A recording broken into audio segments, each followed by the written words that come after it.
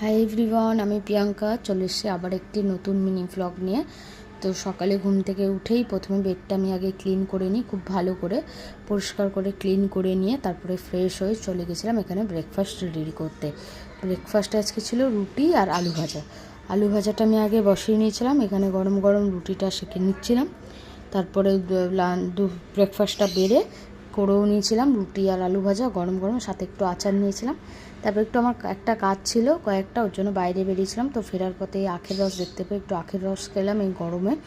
তারপরে বাড়িতে এসে ফ্রেশ হয়ে দুপুরে লাঞ্চটা বেড়ে নিচ্ছিলাম। দুপুরের লাঞ্চে আজকে সিম্পল খাবার ছিল, ভাত, মুসুরির ডাল, আলু সেদ্ধ আর হলো মাছ ভাজা।